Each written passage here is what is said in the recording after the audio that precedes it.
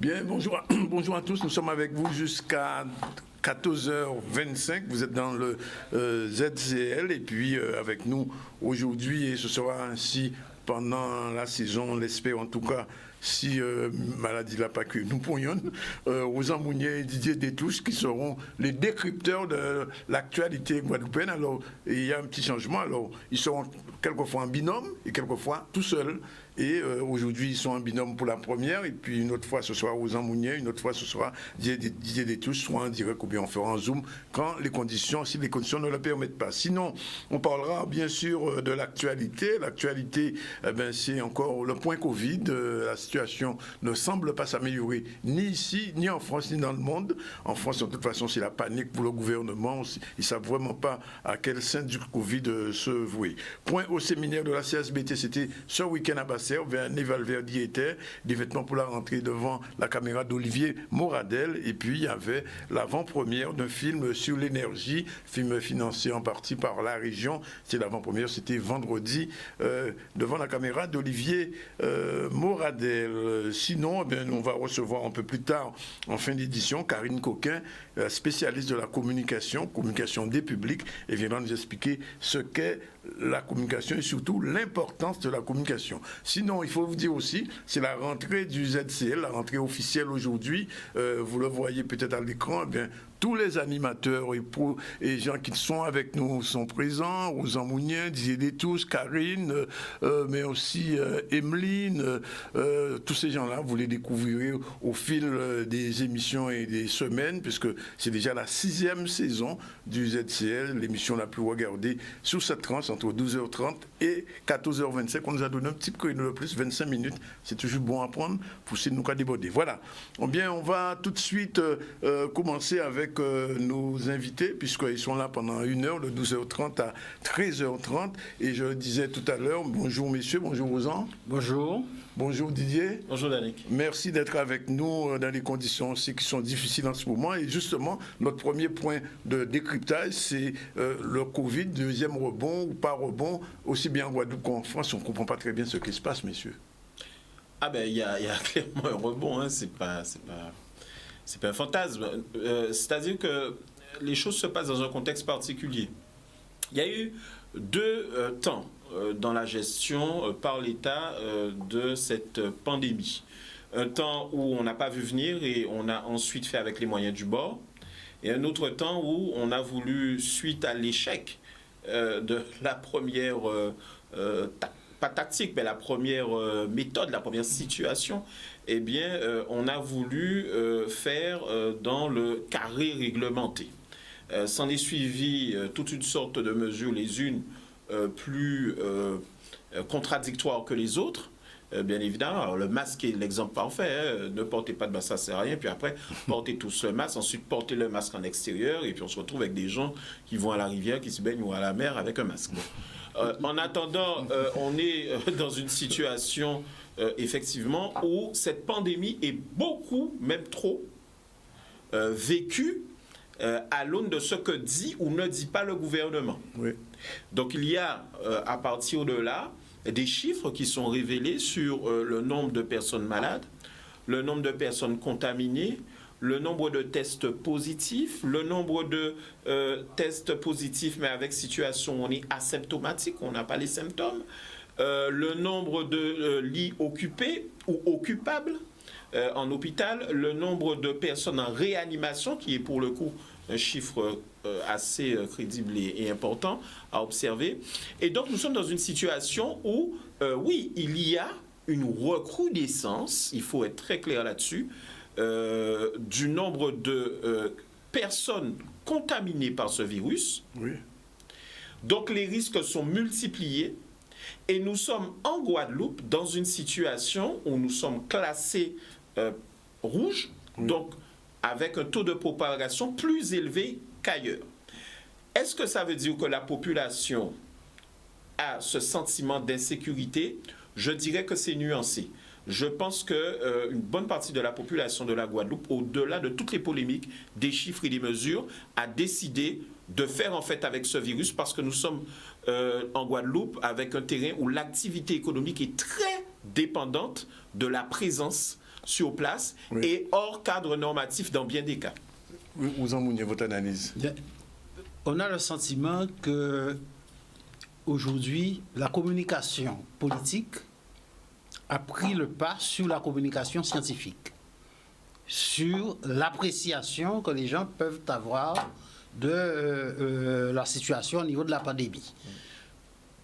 Pendant la première phase, effectivement, c'était la communication scientifique, d'ailleurs très contradictoire, très controversée par les uns et par les autres, mais en tout cas, il y avait un discours scientifique qui était plus ou moins audible. Aujourd'hui, les politiques ont pris le pas. Alors, on peut d'ores et déjà se poser la question, est-ce que cette pandémie n'a pas été en quelque sorte domestiquée pour des besoins d'ordre économique? Ça s'appelle l'instrumentalisation, c'est ça? Une instrumentalisation. Et effectivement, c'est vrai que le nombre de cas augmente, c'est vrai qu'on est installé dans la durée. Alors, installé dans la durée, ça veut dire que cette pandémie, il ne faut pas s'attendre à ce qu'elle s'éteigne d'ici quelques mois, ça peut encore durer des années. Oui. Et toute la question qui se pose, c'est qu'en fait, est-ce qu'il ne faut pas s'organiser pour avoir une gestion à moyen et à long terme de cette situation? Donc, ce sont des questions qui se posent aujourd'hui. Or, le sentiment que l'on a, c'est qu'on joue avec les nerfs de la population et les mesures qui sont arrêtées, certaines fois, on donne l'impression que c'est parce qu'il y a des enjeux d'ordre économique que l'on arrête ces mesures. Parce qu'il y a quelque chose quand même qui est particulier, c'est qu'il y a eu un déconfinement, un déconfinement, et on sent que le gouvernement aujourd'hui freine à deux pieds pour ne pas avoir de nouveau un confinement. Et parce qu'économiquement, ça a des conséquences, on le sait, particulièrement en Guadeloupe, le tourisme, le transport aérien, etc., etc.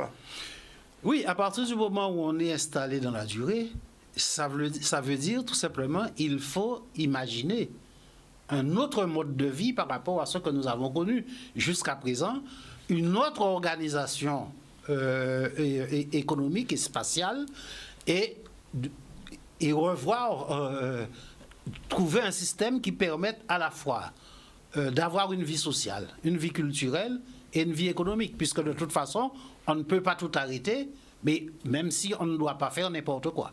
Oui, alors ça c'est la grosse difficulté parce que visiblement, on l'a vu, le gouvernement, il tangue. Et alors, il y a un autre problème, une autre problématique qui survient dans cette question, c'est la question des masques. Et beaucoup de gens parlent de situation, en fait, comme Jean Mounier le disait, une situation politique, et on parle même de dispositions liberticides. Alors, est-ce que l'obligation des masques, parce qu'il y a déjà plusieurs conseils d'État à Strasbourg, à Lyon, etc., ou peut-être pas encore ici parce que la plainte n'a pas encore été déposée, est-ce que c'est une question qui se pose du point de vue du juriste? Oui, absolument. C'est une question et une époque qui sont toutes les deux fondamentales parce que nous sommes tout simplement dans une situation d'urgence, une situation sanitaire d'urgence, mais une situation d'urgence. Et l'État n'est pas loin de basculer vers une forme d'état d'exception compte tenu de la situation. Pourquoi? Parce que la France est un pays qui est gouverné par des principes jacobins. La France est un État qui s'est structuré autour d'une idéologie, certes, universaliste, les droits de l'homme, etc., mais aussi une idéologie de l'État fort. L'État centralisateur. Tout à fait. Et la Constitution de la Ve République a d'ailleurs structuré les choses de telle sorte que ce soit l'exécutif et singulièrement le chef de l'État qui soit à la manœuvre, qui soit à la baguette. Le problème, c'est que là où on a tout un cadre agrégé à une personnalité du chef de l'État et même de son nouveau Premier ministre, qui est extrêmement autoritaire en réalité, nous avons dans le même temps un contexte particulier qui est celui d'une administration hypertrophiée, qui est à la fois lente et très directive. Ce qui donne, et j'abonde dans le sens de ce que disait Ozomounié, ce qui donne le sentiment que les choses sont faites de façon trop coercitive et trop aussi, comment je dirais, trop réglementaire. D'accord ? Maintenant, il faut aussi mettre ça en balance avec un fait établi. Pourquoi est-ce qu'il y aurait un complot liberticide au sommet de l'État, là où nous avons un président de la République, et dans une certaine mesure aussi un gouvernement, qui sont ultra-libéraux, néolibéraux, libéraux autoritaires, on peut appeler ça comme on veut, mais en tout cas libéraux, c'est-à-dire pour qui la priorité principale, c'est que tout le monde travaille et que tout le monde travaille plus. Je trouve qu'il y a là une contradiction, voire même une dichotomie fondamentale. Non, je crois que Emmanuel Macron et le gouvernement n'ont aucun intérêt à priver les Français de tout un certain nombre de libertés. Et que, très sincèrement, ce n'est pas leur priorité. Par contre, ils sont obligés de penser aux faibles moyens du service public hospitalier et globalement aux faibles moyens dans les entreprises ou autres, et surtout au caractère, comme ils l'ont dit, pourquoi pas, réfractaire des Gaulois, qui fait que les règles ont du mal à s'appliquer dans le pays France, alors même que c'est un pays qui connaît une inflation de normes. Ce que je veux dire par là, c'est que c'est pas facile d'être dans une situation de pandémie dans un pays qui s'appelle la France, parce que vous avez toutes ces contradictions qui sont mêlées. Alors, pour avoir un peu d'espoir quand même, nous sommes aussi dans un pays où il y a des collectivités locales, où il y a une société civile, où il y a des professionnels en termes d'éducation et autres qui sont extrêmement consciencieux et volontaires.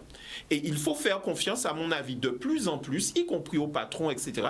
Il faut leur faire confiance pour permettre que dans cette situation-là, on ait quand même une économie qui fonctionne petit à petit, de mieux en mieux, et pour prendre un certain nombre de règles. Mais c'est aussi une question de responsabilité individuelle, parce qu'on doit faire attention effectivement avec le masque, avec une certaine distanciation, avec le port du masque, avec le gel alcoolique. Et pour aller rapidement sur la question du port du masque, et j'en terminerai par là, la question n'est pas forcément fondamentale. Est-ce que porter le masque en extérieur, par exemple, c'est quelque chose de liberticide? La question, c'est combien de temps et qu'est-ce qu'on peut faire pour éviter de le porter. Parce que si on se base sur le fait que ceux qui sont atteints gravement du coronavirus sont des gens comorbidité ou des personnes fragiles, et qu'on se dit, bon, ben alors on va essayer de développer une immunité, finalement on va tout faire. Non, ça ne fonctionnera pas comme ça. Il faut faire attention à ce virus-là. On ne sait pas encore de quoi il est vraiment capable. Alors, deuxième thématique, de toute manière, le Covid, on en parlera encore pendant longtemps encore, visiblement. Alors, on va parler un peu des municipales, puisque les nouveaux maires qui sont arrivés débarquent en pleine pandémie. On a eu quelques nouveaux maires. Le plus singulier, le plus particulier, bien sûr, c'est le maire du Gosier. On en a déjà beaucoup parlé. On en parle encore. Au moment où je vous parle, il est atteint du Covid. Alors, comment vous avez vu, je m'adresse à Ozomounié d'abord, ce renouvellement, entre guillemets, du personnel politique au regard des municipales? Alors, il y a eu Attala Baster, Gosier, un maire, Saint-François Pancrel, enfin quelques maires, Capester, Courtois. Ce renouvellement, il est réel? Est-ce que vous pensez que tous ces nouveaux maires vont impulser une nouvelle politique? Oui, en fait, c'est un renouvellement, somme toute, normal, hein, puisque lorsqu'on regarde les maires qui ont été battus, ce sont des personnes, des élus qui étaient là depuis plus de 20, 25, voire... Capester, 25 ans. Hein, 25 ans, oui. Goubert aussi. Gosier, etc., Prêt-à-Pitre. Donc, c'est un renouvellement tout à fait naturel. Par contre, là où il y a problème, c'est une façon de parler, le principal problème qui se pose, c'est qu'en fait, ceux qui arrivent n'arrivent pas avec un programme différent de celui qui a été mis en place par leurs prédécesseurs. Et leur façon de traiter, on a vu par exemple, ils ont débarqué tout feu tout flamme, on va tout bouleverser, on va tout changer, on va tout remettre à plat, la question de l'eau, etc. Et puis on se rend compte que petit à petit, les choses reprennent leur cours normal. On a vu, par exemple, un d'entre eux faire l'apologie du bénévolat et à peine 1 ou 2 mois après son élection, on voit un revirement tout est remis en cause. spectaculaire. Donc, Oui. ce qui montre qu'en réalité, il y a changement du personnel politique, Oui. peut-être un petit peu de rajeunissement, mais il n'y a pas de changement de cap réel. D'autre part, les problèmes auxquels ces maires sont confrontés sont des problèmes récurrents pour lesquels ils n'ont pas de solution. Et contrairement à ce qu'ils ont dit dans leur programme et dans leur campagne, le problème des collectivités, c'est un problème global qui est lié à la situation en Guadeloupe et pour lesquels je ne crois pas qu'ils soient en mesure d'apporter des solutions qui satisfassent la majorité de la population. Et on le verra sur les grandes questions, la question de l'eau, la question de l'assainissement, la question des déchets, la question de la protection de l'environnement, que ce soit par rapport aux problèmes de sargasses, réchauffement climatique, etc., qui sont des problèmes de fond pour lesquels ils ne sont pas armés et que les collectivités elles-mêmes, dans la situation actuelle, n'ont pas les moyens de faire face à cette situation. Autrement dit, la plupart de ceux qui ont été élus sur des programmes qu'ils savent au départ qu'ils ne pourront jamais mettre en application réellement. Donc on ne change pas une équipe qui gagne. Bon, alors, Didier Détouche, peut-être que vous avez une analyse différente, singulière. Alors je voulais quand même cibler deux éléments qui apparaissent de plus en plus fréquemment dans la situation en Guadeloupe. C'est que la question du foncier se pose de plus en plus. Non. Et deuxièmement, de façon pas totalement invisible, puisqu'il y a un sondage qui est paru récemment disant que sur... c'est une entreprise qui s'appelle AGS qui dit sur 8 déménagements aujourd'hui, sur 10 déménagements, 8 sont des Français qui quittent la France, qui s'installent en Guadeloupe. Donc ça veut dire que ce qu'on appelait autrefois, il y a quelques années, dans une organisation, l'envahissement est en train de se faire tout doucement. Oui, l'envahissement, l'invasion. Bon, alors, je reviendrai sur cette question dans 2 secondes. Concernant les municipales, à proprement parler, bon, moi, je crois qu'il faut bien comprendre qu'il y a quelques leçons à tirer des résultats, mais surtout en termes de perspective. Il faut que les maires nouvellement élus, en particulier, mais les maires de façon générale, comprennent bien, mais je pense qu'ils sont déjà un peu courants, que l'action municipale se réduit désormais à peau de chagrin. C'est un peu de l'état civil, les cimetières, etc. Bon. Ces élections valent surtout et beaucoup pour les élections communautaires qui, elles, mettent les élus des conseils municipaux dans un niveau d'intervention supérieur. Mais ça les place aussi dans une nécessité, dans un cadre légal qui n'est pas très bien fait, puisqu'on n'a pas le même nombre d'élus pour toutes les communes. Donc il y a des déséquilibres et des alliances. Ça les place dans un cadre de mutualisation d'emblée. C'est-à-dire un effort de réflexion commune sur les priorités en termes de politique publique sur le territoire. C'est en ce sens que l'intercommunalité est vraiment intéressante parce qu'elle génère soit de la concurrence territoriale, soit de la fracture territoriale. Mais pour l'instant, on n'est pas encore allé vers ce que je pourrais appeler la convergence territoriale. Même s'il y a des efforts ça et là qui sont faits notamment dans le nord Grande Terre où là on a quand même eu un bel exemple de définition d'un intérêt communautaire. Et puis, vous avez département et région. Département, le social plus ou moins, mais beaucoup aussi l'agriculture, donc de plus en plus sur l'économie, compte tenu de nos structures économiques propres. Et puis la région, qui, elle, est devenue la championne de la redistribution. Et donc, qui amène les maires des communes aussi à être même dans une logique de redistribution de ce qu'on leur distribue. Ça veut dire quoi? Ça veut dire qu'en réalité, la politique est de plus en plus, et notamment singulièrement au niveau communal, et plus en plus, et je rejoins tout à fait Rosan, dans des cadres, parce que c'est le cadre aussi qui impulse ça, dans des cadres traditionnels d'intervention, de gestion. On a du mal dans ce pays, mais il n'y a pas qu'en Guadeloupe, à être dans la projection. Pour être dans la projection et se dire dans 10 ans il faut ceci, dans 10 ans il faut cela, il faut déjà arriver à vaincre toutes les particularités, les spécificités à l'intérieur même de notre territoire, parce qu'il y en a beaucoup. Il faut ensuite arriver à dépasser le cadre légal qui s'impose pour toute la France, mais qui en réalité est inadapté dans bien des domaines. Et puis, il faut aller aussi vers les vraies problématiques cruciales. On voit quelle est la cacophonie, n'en déplaise certains élus, n'en déplaise leur volontarisme, qui est tout à fait louable. Mais on voit la cacophonie que génère cette création de syndicats mixtes ouverts. Excusez-moi, mais il n'y a que le haut, pratiquement, qui a changé ce qui était déjà prévu depuis longue date. Ouvert. Bon.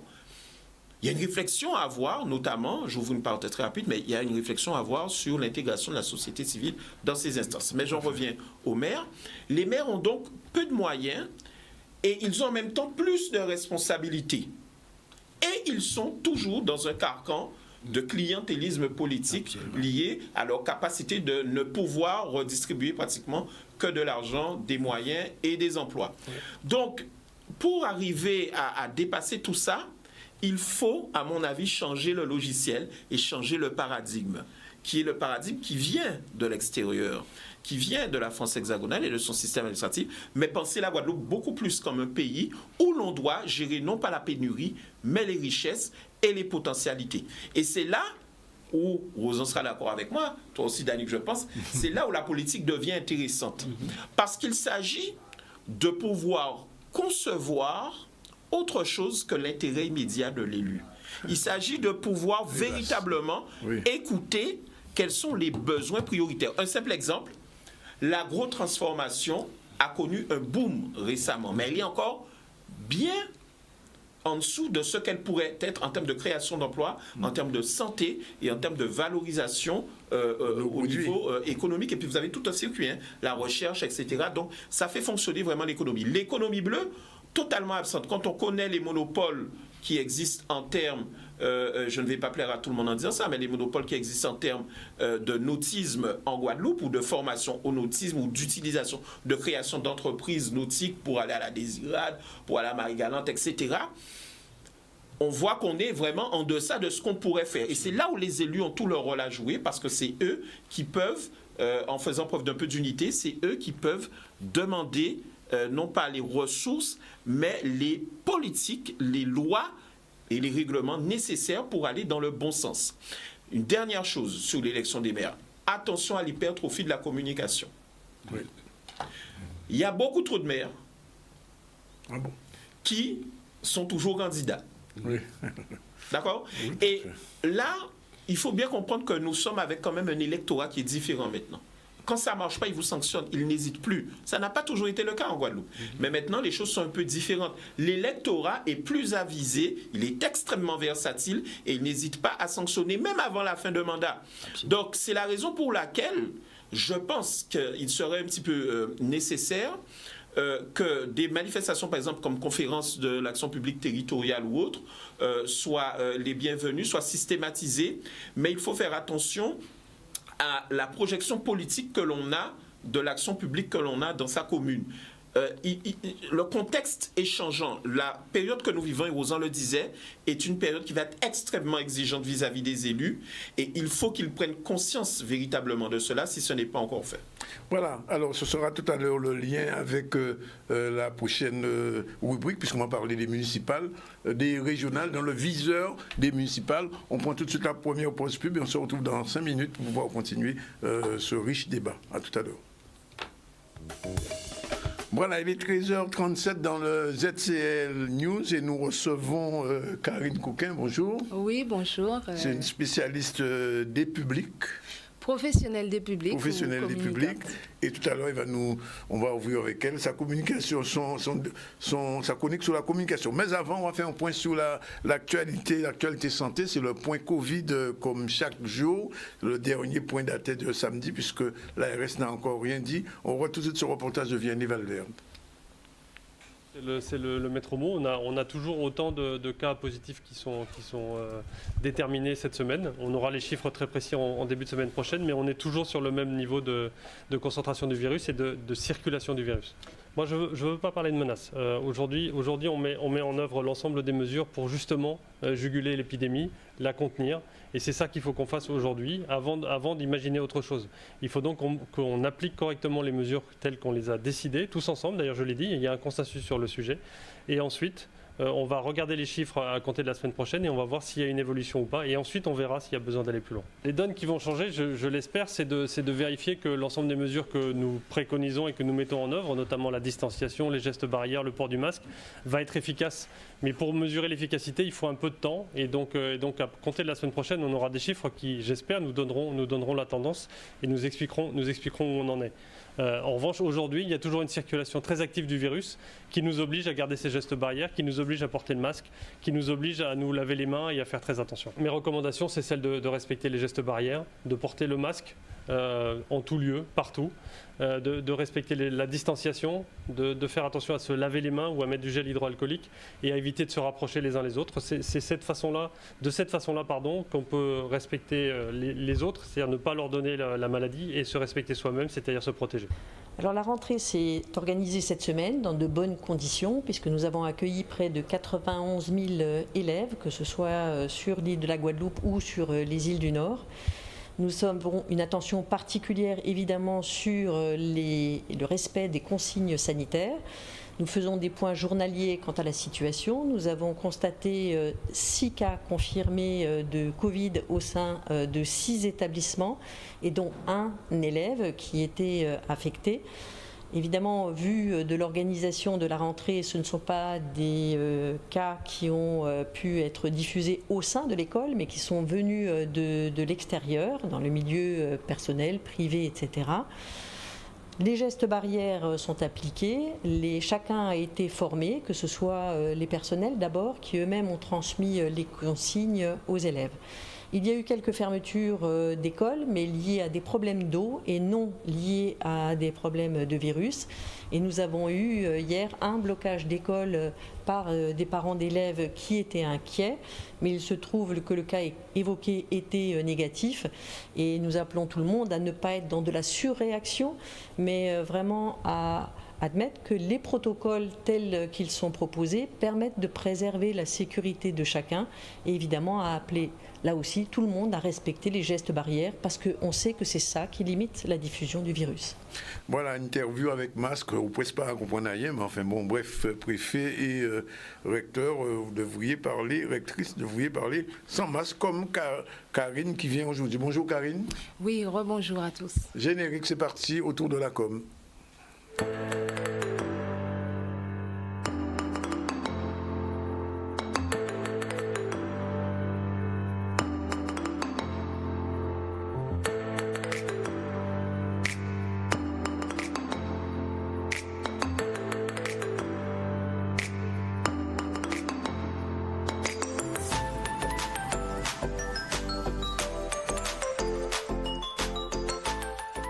C'est pas fini. Mais si c'est fini, la belle Karine, je disais avec nous, pour sa chronique autour de la com. Alors, l'importance de la communication pour son entreprise et le budget y est alloué. Karine, bonjour. Oui, rebonjour à nouveau à tous les auditeurs et spectateurs. Bonjour Danick. Bonjour, je suis Karine Coquin, professionnelle des publics. Je suis aussi graphiste, webmaster ou conceptrice de site internet et community manager ou animatrice des communautés en ligne. Donc vous êtes une communicante. Oui, tout à fait.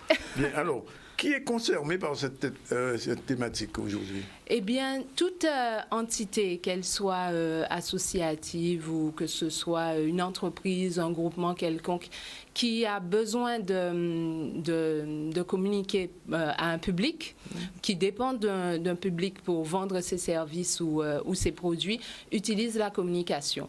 Qu'elle la maîtrise ou non, elle l'utilise. Donc, autant la maîtriser, oui. Voilà, pour ne pas la subir. Sinon, elle la subit. Alors, est-ce qu'on peut subir sa communication? Oui, bien sûr, comme je viens de le dire, on peut la subir. Par exemple, une entreprise qui ne se basera que sur du bouche à oreille, sans stratégie particulière pour vendre ses produits ou services, elle subit sa communication. Mais également, par exemple, une entreprise plus couramment qui va payer des flyers et distribuer des flyers ça et là, sans véritablement réfléchir sur les points de distribution ou les modes de distribution les plus appropriés pour toucher sa cible, va également subir sa communication. Donc, il y a de multiples façons de subir sa communication et donc forcément de perdre de l'argent. Qu'on ne sait pas. Voilà, quand on ne sait pas quelle est l'importance de sa communication et d'y allouer un budget nécessaire. Alors, quelles sont les conséquences alors, ce cas-là? Donc, les conséquences, c'est que tous les jours, oui, on peut le dire en Guadeloupe et ailleurs, des entreprises naissent sans véritablement avoir pensé une stratégie de communication. Les entreprises réfléchissent, enfin, les entrepreneurs réfléchissent volontiers sur tout ce qui est gestion comptable, production, organisation, voire pilotage de leurs entreprises, mais ne passent pas suffisamment de temps à concevoir une stratégie ou un plan marketing ou un plan de communication. Donc, du coup, finalement, on se retrouve avec des entrepreneurs qui se plaignent de ne pas être connus de leur cible ou que leurs produits ne sont pas connus. Alors, qu'est-ce qu'on doit savoir justement en termes de communication? Ce qu'il faut savoir, c'est que la communication, c'est l'ensemble des outils et moyens qui sont mis en œuvre pour pouvoir établir une relation entre ses clients, ses prospects, que ce soit donc en externe ou en interne, ses salariés et l'entreprise. Et cette communication, elle utilise une stratégie qu'on appelle le marketing. Et grâce à ce plan marketing, l'entreprise peut prévoir à long terme et avoir une vision plus globale de son développement et avoir également un retour sur investissement meilleur et plus fluide. Alors, bien sûr, il y a des chapitres particuliers. Oui, il faudrait, dans l'idéal, que l'entreprise réfléchisse à ses dépenses en termes autour de son identité visuelle, autour de sa publicité et autour de tout ce de son emplacement sur sa visibilité sur le web, sur la toile, etc. Bon, il y a plusieurs chapitres qu'on ne peut pas développer malheureusement. Mais alors, juste une idée d'un chiffre. Quand une entreprise se lance à la communication, ça peut représenter quelle partie de son budget? Eh bien, il est préférable, il est souhaitable même, fortement recommandé, que l'entreprise alloue entre 10 et 20% de son chiffre d'affaires, oui, de son chiffre d'affaires à la commercialisation de ses services ou produits. Et dans cette partie, donc la commercialisation, la communication occupe une grande place. Alors, pour les chefs d'entreprise qui nous regardent en ce moment, quels sont les conseils qu'on peut leur donner, Karine? Eh bien, le conseil, c'est notamment si vous êtes en création, c'est de penser une stratégie à moyen terme, à court ou moyen terme au mieux, et à long terme, enfin, à court et moyen terme au minimum, et à long terme au mieux, pour pouvoir justement avoir une vision sur comment vous allez vendre vos services et produits. Et si vous êtes déjà en fonctionnement et qu'il n'y a pas du tout de stratégie de communication, ce serait de poser des actions clés, des actions stratégiques en fonction du besoin, bien évidemment, et observer et analyser les retours sur investissement de chacune de ces actions pour pouvoir, on va dire au fil de l'eau, construire une stratégie et puis prévoir à moyen terme à avoir une stratégie beaucoup plus solide pour évoluer dans un long terme. Il faut avoir une agence quand même pour ça. Voilà, ou passer par une agence, effectivement, une agence de communication et marketing. Mais alors, il y a beaucoup d'agences qui se disent de communication, de pub, etc.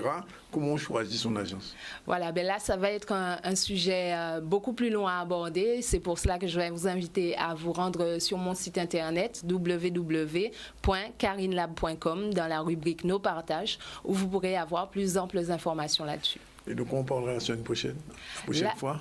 La semaine prochaine, la prochaine fois, on parlera de comment bien communiquer lors d'une commande avec un prestataire de communication, parce que là encore, il y a des codes assez précis qui ne sont pas forcément accessibles à tous et qu'il est bon de maîtriser.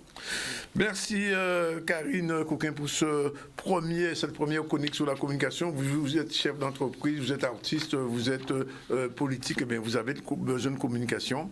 Karine est là et répondra régulièrement à nos questions. On revient à l'actualité, il est déjà 13h45. Point au séminaire de la CSBT, c'était ce week-end à Basse-Terre.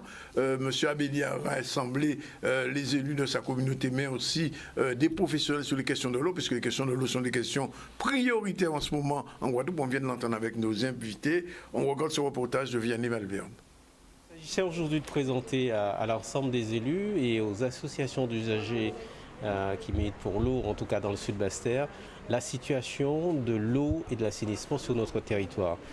L'idée, c'est de partager les informations pour qu'on soit tous au même niveau d'information et qu'on soit conscient, j'allais dire, de l'étendue des travaux à faire et que nous puissions avancer de manière sereine, de manière pragmatique sur les solutions à mettre en œuvre pour répondre à la problématique de l'eau et de l'assainissement sur notre territoire. Aujourd'hui, nous avons un séminaire à de l'eau au Grand Sud Caraïbes. Donc, de l'eau, c'est là, nous recevons une invitation de Missa Abéli pour nous participer au séminaire-là. On a trouvé ça bien parce que, ça fait un petit moment que nous avons commandé ancien président de la Beaujonde et nous pas gens trapper réponse. Vous voyez, là, nous pas trapper réponse, nous manifestons, nous pas trapper réponse. Et là, on voit que Abéli prend ça à bras le corps et ça peut permettre nous aussi de voir aussi dans qui problématique il y a. Il s'agit de renouer, en tout cas, faire revivre, renforcer la confiance des usagers vis-à-vis du Grand Sud Caraïbes. Et je crois que la meilleure des méthodes, c'est jouer la transparence, c'est jouer le partage d'informations, c'est communiquer avec les uns les autres pour que d'une part, on soit tous conscients des difficultés que nous traversons aujourd'hui. Parce que, j'allais dire, la problématique de l'eau, effectivement, même si elle perdure depuis de nombreuses années, la réalité, elle est là aujourd'hui. Il faut un programme d'investissement relativement important et qui va nécessiter du temps, non seulement pour trouver les financements, mais pour réaliser aussi ces travaux-là. Et par conséquent, il faut que tout un chacun soit conscient de l'étendue des travaux. Pour autant, il faut entendre aussi les revendications et les plaintes formulées par les associations, puisque effectivement ça perdure depuis très longtemps. Et au quotidien, j'allais dire, si vous avez des problèmes d'eau, on peut comprendre votre agacement. Et donc il va falloir aussi apporter, dans le même temps, de manière assez rapide, des réponses très concrètes pour améliorer la situation. Voilà, il est exactement 13h50. On a terminé avec la communication, mais on continue sous les vêtements de la rentrée, puisque bien évidemment, il y a eu la rentrée pour les scolaires, la rentrée pour les professeurs, la rentrée aussi pour les chefs d'entreprise. Et donc, Olivier Moradel s'est inquiété sur cette question. On regarde son reportage. Aujourd'hui, avec la crise du Covid, beaucoup de familles perdent leur emploi et sont en extrême difficulté.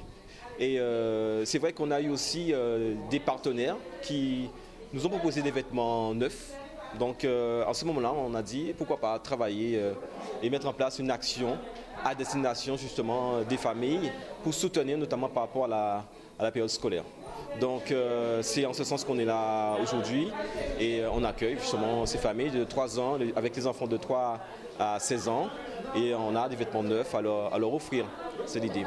Je pense que c'est une bonne initiative de la part de Sébastien Gauthier et son équipe pour les familles nécessiteuses et même ceux qui en ont besoin, mais pas forcément qui n'ont pas d'argent. C'est une bonne action pour l'écologie et c'est le recyclage. Je vais remercier tous les partenaires, parce qu'il y a des partenaires qui nous soutiennent. Je veux remercier aussi M. Carl Chipotet de la base nautique de Sainte-Anne et qui nous met à disposition le site. La société AID aussi qui nous a aidé à trouver des partenaires et des sponsors pour mettre en place cette belle action. Donc merci à tous ce beau monde. Oui, ce sont des vêtements de qualité, effectivement. Ce sont des vêtements de marque aussi.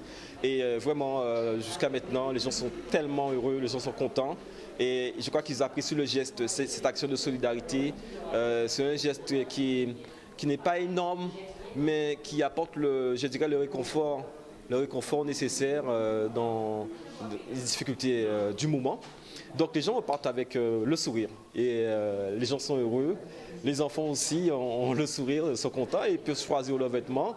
Et ce sont, comme vous l'avez dit, des vêtements de qualité. Donc vraiment, voilà, je trouve ça énorme, c'est beau. Et encore merci vraiment à ces partenaires-là. Là, vous avez de quoi choisir votre vesture pour cette rentrée. Dernier sujet, c'est une avant-première, c'est l'avant-première d'un film sur l'énergie électrique, l'histoire de l'EDF. C'est M. Dahomey, Pierre Dahomey, qui a travaillé d'ailleurs à l'EDF, qui a produit ce film, qui a été soutenu par la région, qui a été présenté en avant-première. C'était vendredi dernier au Cinestar. On regarde le dernier reportage. Olivier Moradel était avec sa caméra. C'est une très belle émission, un très beau film. Nous sommes fiers d'avoir effectivement accompagné ces deux qui ont eu cette idée dans le cadre de l'appel à projet en partenariat avec Canal+. Nous avons encore plusieurs d'autres films qui ont été financés à hauteur de 400 000 € qui sortiront d'ici les mois à venir. Nous allons lancer l'appel à projet pour l'année 2020 avec Canal+ et la région Guadeloupe pour montrer un peu notre envie d'accompagner ces hommes de l'art. C'est un vieux projet qui date déjà d'une dizaine d'années, parce qu'il faut savoir que je suis un ancien d'EDF, donc je nourris cette idée-là depuis pendant longtemps, et parce que dans ma carrière, j'ai côtoyé tous les anciens de la SPEDEC, de la SCUDEL, qui avaient des moments épiques à raconter. Et moi-même, étant dans la communication, au moment de mon départ à la retraite, je me suis reconverti dans la réalisation. Et avec mon ami Pascal Garel, parce que c'est un ami de longue date, nous avons décidé en 2017 de concourir à un appel de projet Canal+ Région qui encourage la production audiovisuelle locale. Alors nous avons eu la chance de faire partie des 5 lauréats sur les 25 candidatures qui ont été retenues. Donc le fait d'avoir été lauréat, ça nous a mis le pied à l'étrier, ça nous a permis de solliciter d'autres partenaires, puisque ces deux partenaires-là nous donnaient une certaine caution. Et nous avons pu, alors nous n'avons pas atteint le budget final que nous souhaitions, mais nous avons quand même pu avoir un budget conséquent pour faire un film correct et intéressant. Aujourd'hui, on vit une vie moderne et on ne se rend pas compte toujours que il a fallu passer par toutes les étapes qu'on a vécues avec ce film. C'est-à-dire qu'au début, il n'y avait pas d'électricité, mais tout le long du film, on montre que l'électricité est venue petit à petit avec des moments très difficiles. Par moments, donc, la population n'était pas alimentée. Et par moment, donc, il y avait le retour de l'électricité, mais c'est quelque chose qu'il fallait effectivement souligner. Ce fut une très belle expérience. Non, je pense que ce film-là a sa place tout à fait. Ça sortira, je pense que ça touchera beaucoup de Guadeloupéens. L'histoire de la Guadeloupe, comment nous étions, comment nos familles ont évolué, comment certaines personnes se sont données pour nous, pour construire un réseau d'électricité sur le territoire de la Guadeloupe et aujourd'hui où nous sommes arrivés. Aujourd'hui, la région est autorité de maîtrise de régulation de l'énergie.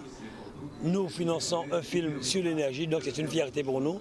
Et je félicite vraiment M. Dahomey et M. Garel, avec toute l'équipe, qui nous ont produit aujourd'hui ce magnifique film avec le concours de Canal+ et la région Guadeloupe. Nous continuerons à accompagner tous ces porteurs de projets dans l'intérêt de la culture guadeloupéenne. Énergie insulaire et donc ce film sur l'histoire de l'EDF et Harry Chalut s'est bien placé pour en parler puisque vous le savez, il a été pendant longtemps salarié à l'EDF. Je rappelle qu'aujourd'hui nous avons reçu pour décrypter l'information Didier Détouché et Rosan Mounia avec qui on a parlé du Covid, des régionales, un petit peu leur vision de l'économie de la Guadeloupe à partir de ce plan de relance. Et puis nous avons reçu pour sa première chronique Karine Coquin, avec elle on a parlé de communication, puis c'est une communicante professionnelle des publics.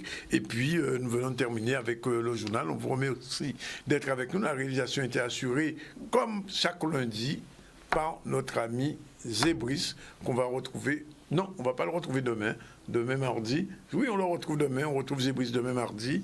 Et donc, nous aussi, on vous retrouve et on vous remercie d'être avec nous tous les jours, du lundi au vendredi, dans l'émission la plus regardée sous cette tranche horaire. Et ça, c'est grâce au travail fourni par toute l'équipe de Canal 10. Voilà, c'est fini pour aujourd'hui. À demain. Bye bye.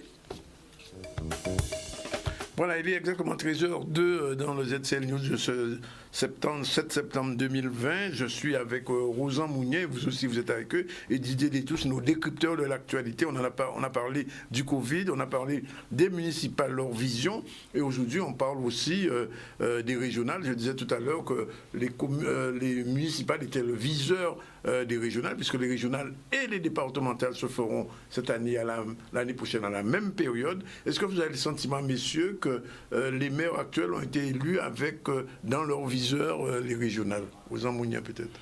Ben, forcément, parce qu'on est dans un pays où une élection sert à préparer une autre. Donc, on a très bien vu, au lendemain des élections, la mise en place de stratégies d'alliance, quelquefois contre nature, pour essayer de placer tel ou tel ami politique ou telle personne que l'on envisage de coopter dans son groupe politique ou dans sa prochaine liste au régional. Donc, on est dans cette situation. Et ce qui est, à mon sens, est quelque peu lamentable, c'est qu'au fond, on a des hommes qui sont en tête d'une classe politique qui a une gestion de collectivité majeure, auxquels viennent s'ajouter des établissements publics, etc., et qui ont initié des débats importants sur l'avenir, et qui ont en quelque sorte marqué une pause dans les débats, au motif qu'il y a des élections et que quand il y a élection, il est difficile de débattre sur les questions de fond.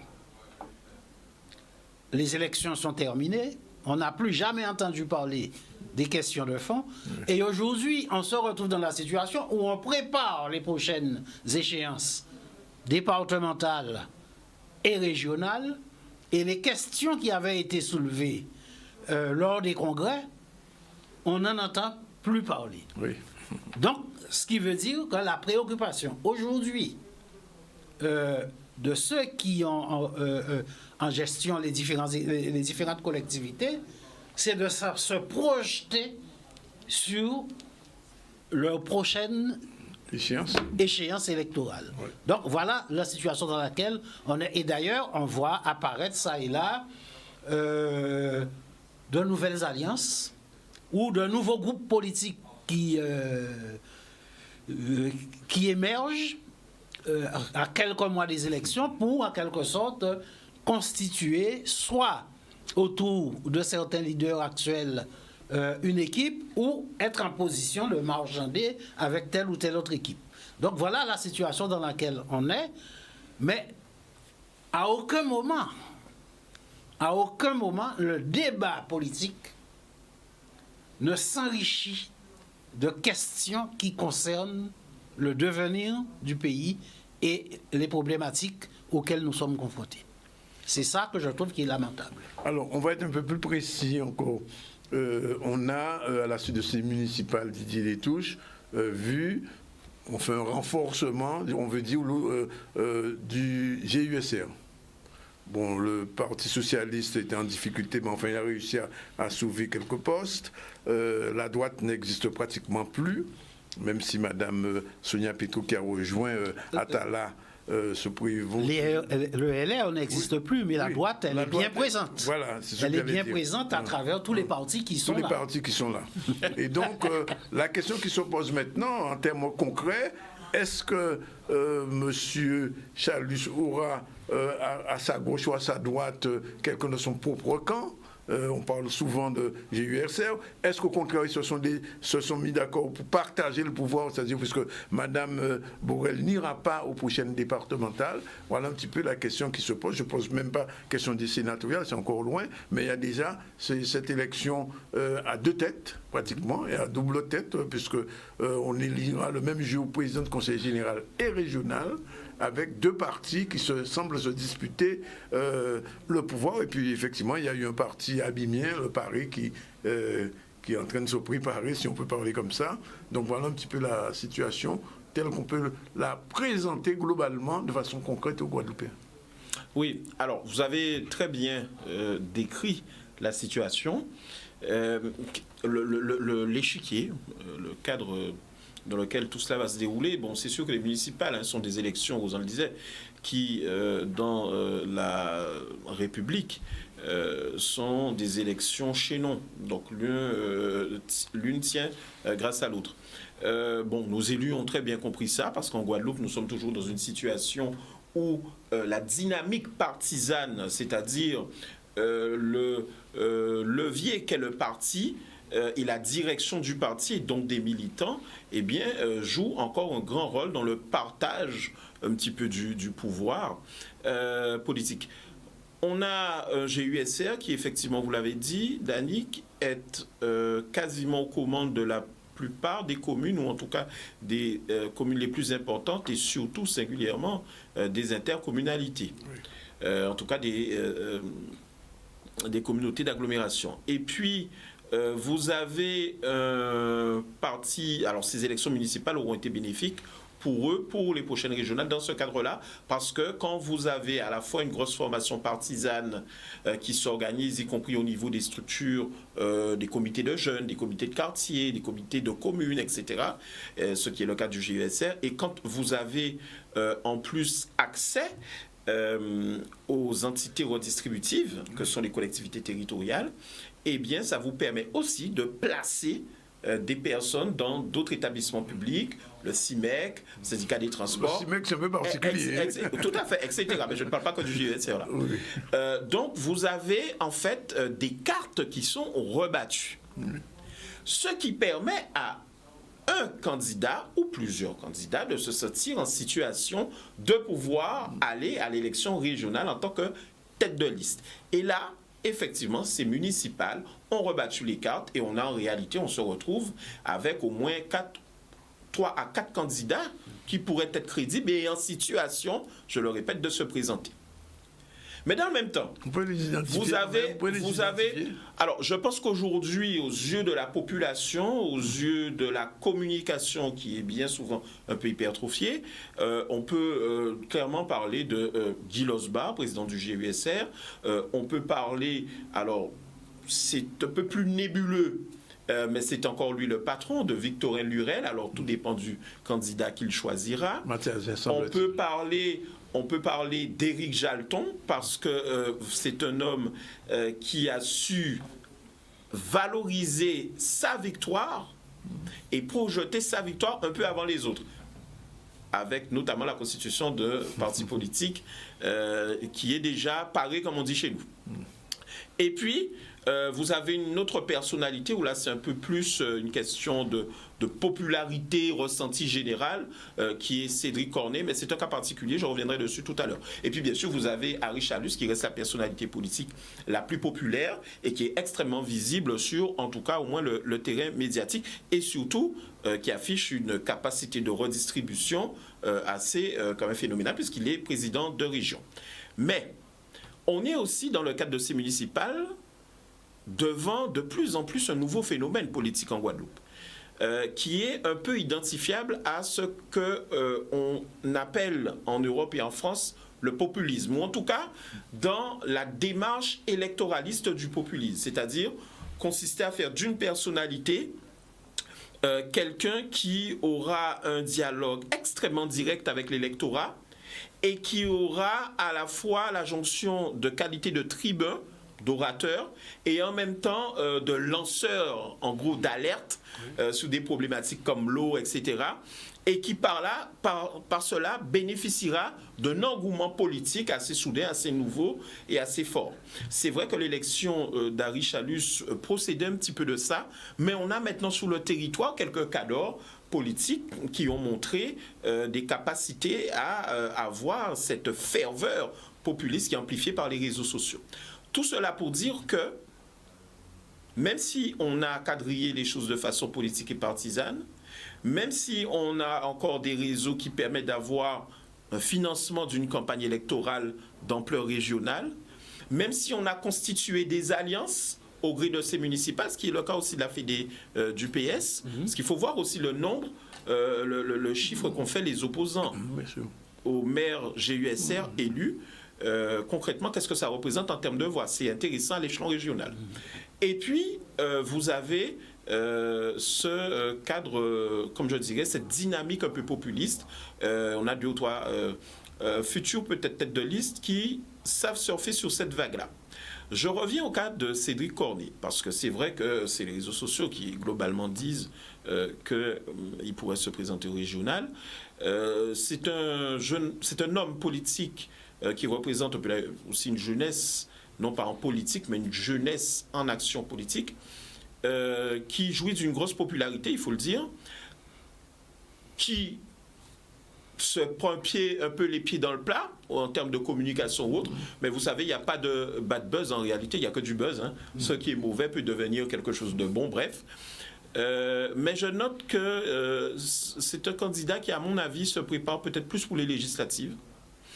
Et ça m'amène à vous dire que dans le cadre des municipales aussi, bien évidemment, il y a eu déjà des jeux d'alliance, des jeux de réflexion permettant de préparer aussi les élections législatives à venir, et je ne parle même pas des sénatoriales qui sont un peu particulières. Mais attention, tout ne va pas se jouer dans l'arène régionale.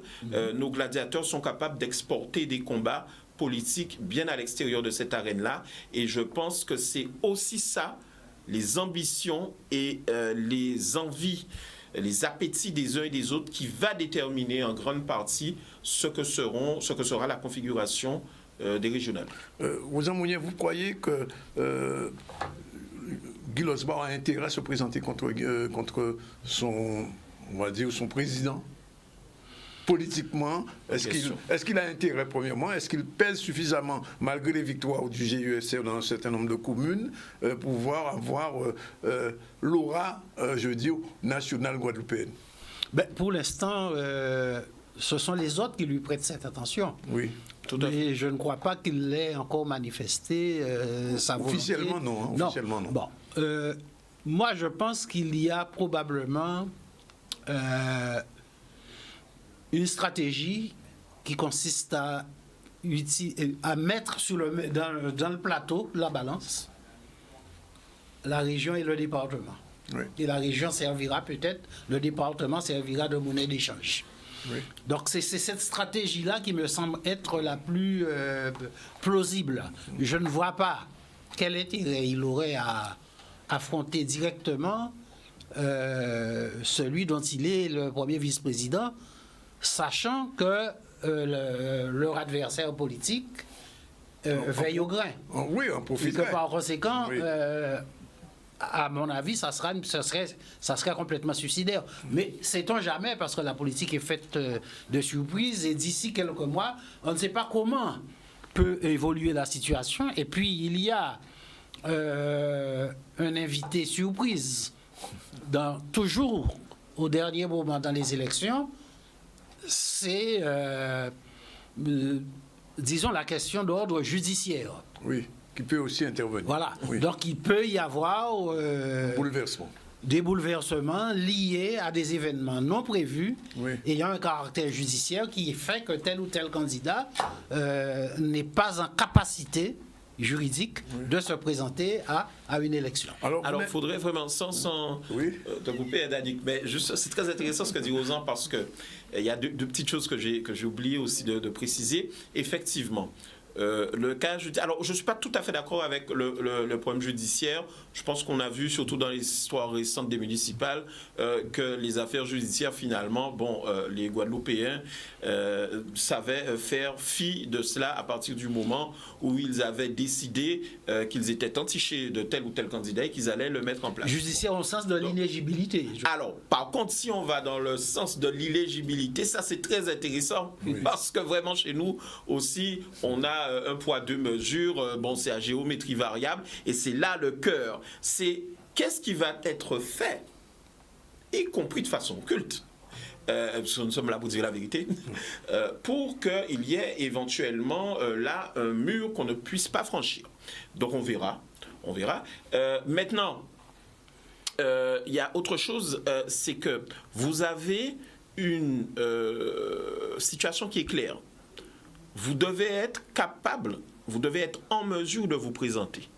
Et si effectivement le patron du GUSR n'a pas encore dit que lui, il irait, l'objectif est déjà visible. C'est de faire en sorte qu'éventuellement, son président de région ne puisse pas y aller. Maintenant, je ne dis pas que c'est ce qu'il veut ou qu'il ne veut pas, mais je dis et j'observe que dans la configuration que nous avons à l'issue des municipales, un certain nombre de choses ont été mises en place pour freiner une telle capacité du président de région à se mettre en place. Et je commencerai par dire le manque de soutien total pour l'élection. Non, même pas pour l'élection à la mairie de Bémao, même si c'est une tradition apparemment du GUSR, mais j'observe quand même qu'il n'y a eu aucun soutien politique déjà à ce niveau-là. Alors, il faut aussi voir les échanges entre le département, et Rosa a tout à fait raison de le signaler, entre le département et l'élite politique qui dirige le département et le GUSR. Quelle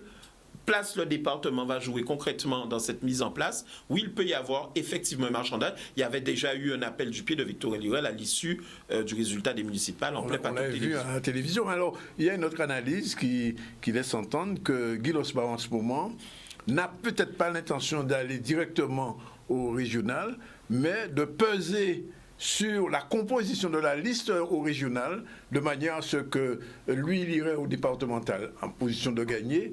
Et au sein des régionales, il y aurait peut-être Harry Chalus en tête de liste, mais avec tous les vice-présidents seraient à ce moment-là des GUSR, parce que le résultat des élections communales, municipales, lui permettent d'imposer son choix dans la négociation.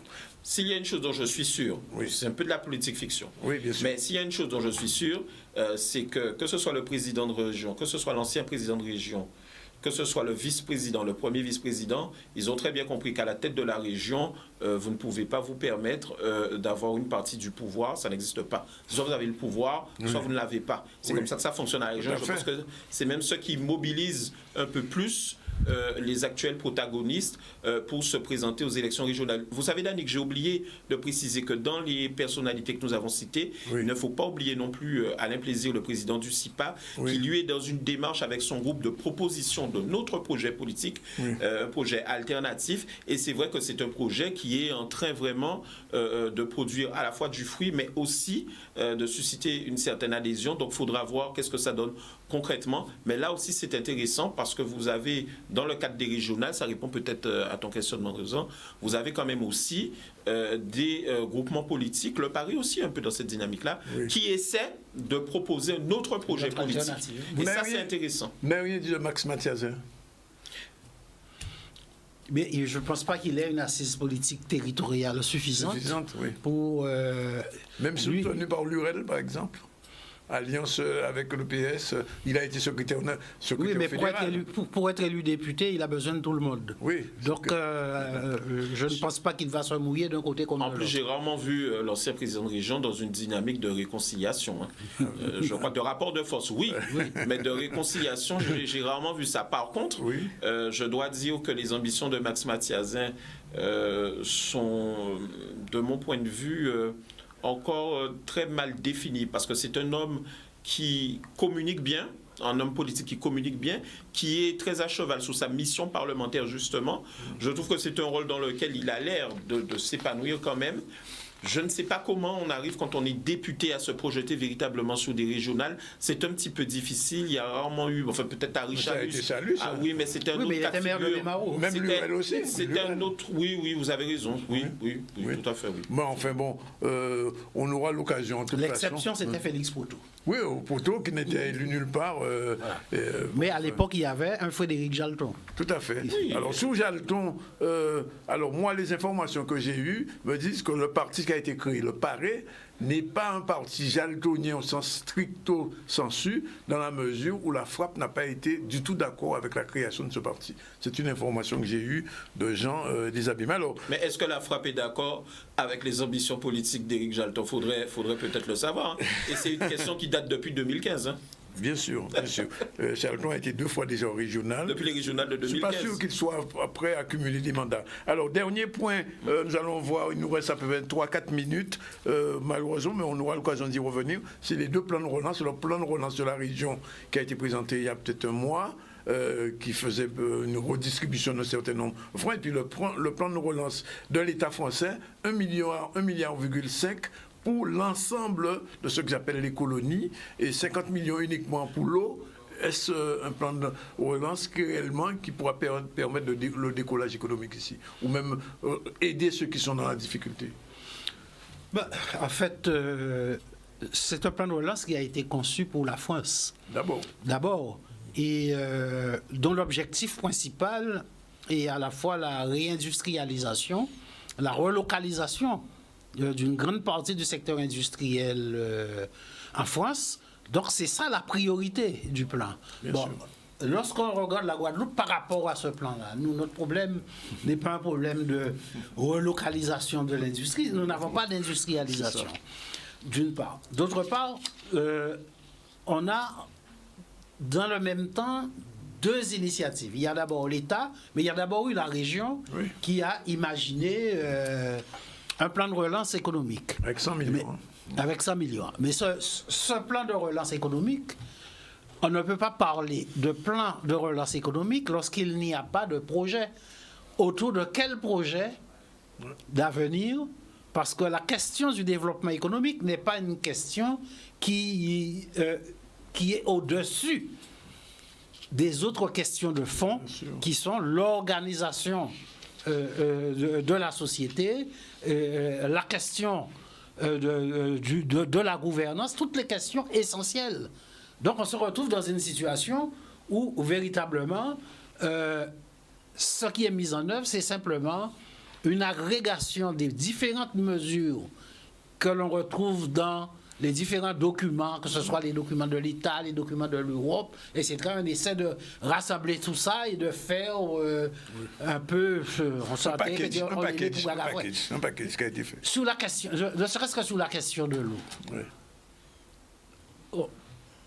Quel que soit le groupe d'experts qu'on pourrait consulter, il vous dira, pour régler la question de l'eau en Guadeloupe, il faut un plan sur 20-25 ans qui ne peut pas se chiffrer en deçà du milliard d'euros.